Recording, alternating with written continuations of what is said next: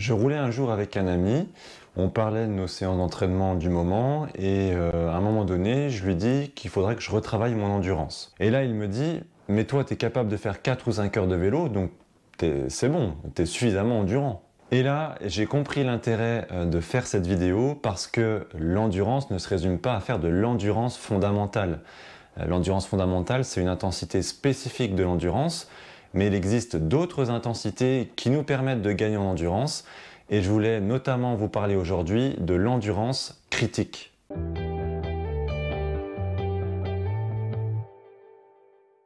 Alors qu'on se mette d'accord tout de suite dès le départ, pour gagner en endurance, il est important de travailler toutes les intensités, et même la très haute intensité permet d'améliorer son endurance. Mais aujourd'hui, je ne vais aborder que le sujet des séances spécifiques d'endurance qui se pratiquent sur des séances longues de plusieurs heures. Alors vous êtes peut-être vous-même capable de rouler 4 ou 5 heures en zone 2, c'est bien, ça demande déjà de bonnes bases d'endurance, mais à un moment donné, faire 5 heures en zone 2 tous les week-ends ne vous fera plus progresser en endurance. Au mieux, ça vous permettra d'entretenir vos qualités d'endurance tout en générant une fatigue limitée qui vous permettra d'être opérationnel et suffisamment frais sur les séances difficiles le reste de la semaine.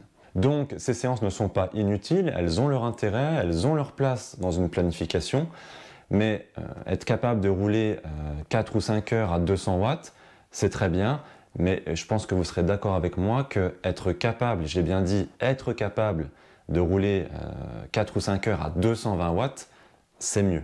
C'est la base des sports d'endurance, être capable de se déplacer le plus rapidement possible, le plus longtemps possible. Si vous vous préparez par exemple pour des objectifs qui durent entre 4 et 5 heures, il faudra dans un premier temps évidemment être capable de rouler 4 ou 5 heures en endurance fondamentale sans ressentir à la fin de la sortie une fatigue trop extrême. Le repère que j'aime bien donner par rapport à ça, c'est la perception de l'effort.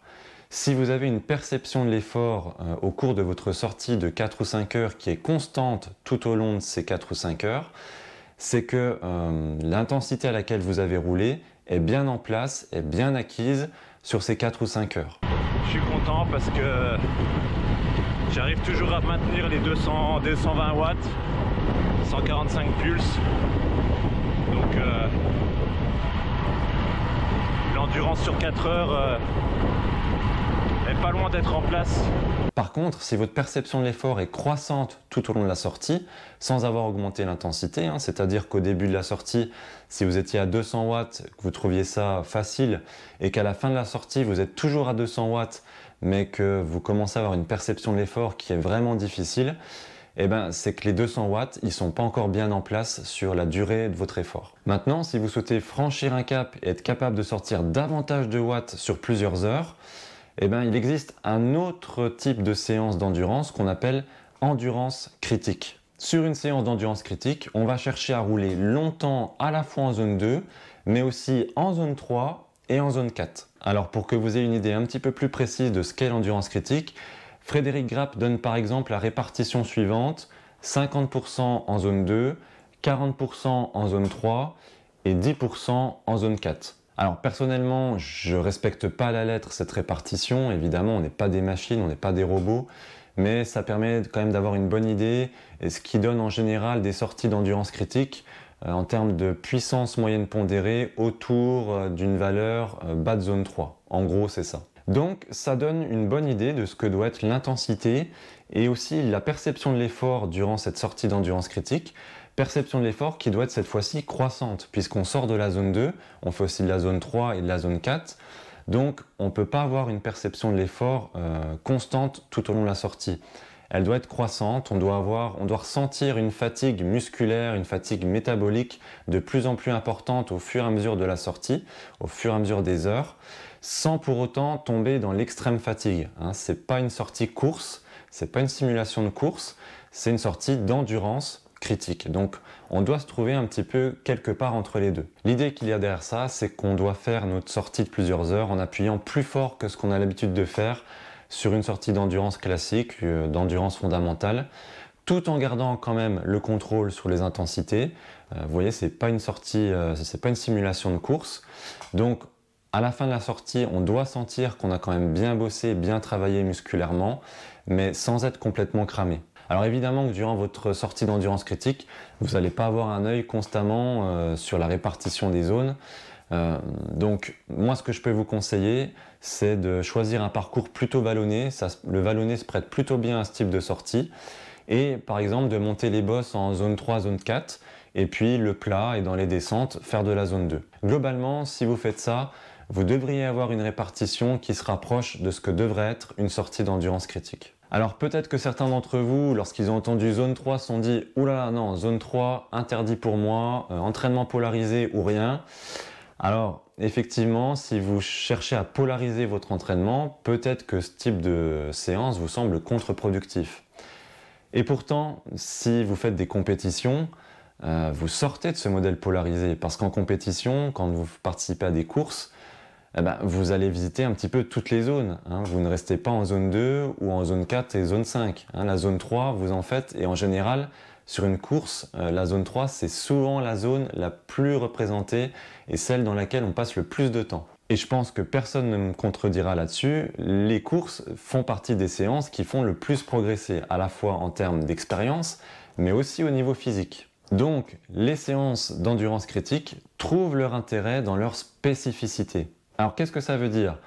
Comme je vous l'ai dit tout à l'heure, la séance d'endurance critique, c'est pas une séance type course, mais c'est une séance durant laquelle vous allez quand même lier différentes intensités, zone 2, zone 3, zone 4, sur des sorties dont la durée va se rapprocher de celle de votre objectif. Ce qui va vous permettre notamment de travailler spécifiquement l'endurance et vraiment spécifiquement l'endurance musculaire. Personnellement, depuis quelques années que je m'entraîne et que j'observe l'entraînement des autres, je me rends compte que ne faire que de la zone 2 et des séances à très haute intensité, c'est très efficace, mais ça ne l'est pas autant que d'inclure en plus ce type de séance. Comme je vous le disais, ces séances d'endurance critique permettent notamment de travailler spécifiquement l'endurance musculaire et donc c'est particulièrement intéressant pour être capable, par exemple, de reproduire des efforts à haute intensité en fin de course. Et d'ailleurs, ce sont des séances qui sont largement pratiquées par les professionnels aujourd'hui. Alors évidemment, ce n'est pas une séance qu'on peut faire tous les jours. Ce type de séance, et comme n'importe quel autre, se planifie en fonction de vos objectifs. Alors il existe autant de planifications que d'individus quasiment, mais pour vous donner un exemple, ça peut se planifier à la fin d'un gros bloc d'endurance, après l'endurance de base bien en place. Mais de par leur spécificité, ce sont des séances qui sont particulièrement intéressantes à placer en période de pré-compétition, puisque ça va vous permettre d'être mieux préparé aux efforts longs et intenses qui correspondent aux courses. Alors j'ai rapidement évoqué le sujet de l'entraînement polarisé. La séance d'endurance critique, c'est clairement une séance qui doit compter comme une séance difficile. Alors en fonction de votre volume d'entraînement, du nombre de séances difficiles que vous placez durant votre semaine, et puis aussi de la thématique de votre bloc d'entraînement dans lequel vous vous trouvez, c'est une séance qui va se pratiquer une voire deux fois grand maximum durant la semaine. Alors comme n'importe quelle autre séance, le principe de progressivité doit être respecté. C'est pas parce que vous êtes capable de rouler 5 heures en zone 2 qu'il va falloir attaquer directement avec 5 heures d'endurance critique. Commencez peut-être par 3 heures la première semaine, puis 3h15 la deuxième, 3h30 la troisième, et ainsi de suite. Donc, vous l'avez compris, travailler son endurance ne se résume pas à faire de l'endurance fondamentale toute l'année. Il va falloir à un moment donné pousser un petit peu plus fort dès que vous aurez les bases pour le faire. Et pour ceux qui sont plus expérimentés et qui cherchent à progresser sur leur capacité à reproduire des efforts à haute intensité durant une course, je trouve personnellement que c'est une séance qui est particulièrement intéressante, adaptée et qui vous fera sans doute progresser si vous la pratiquez de façon régulière. Voilà ce que j'avais à vous dire sur l'endurance critique. On se retrouve bientôt pour une prochaine vidéo et d'ici là, comme d'habitude, lâchez les watts.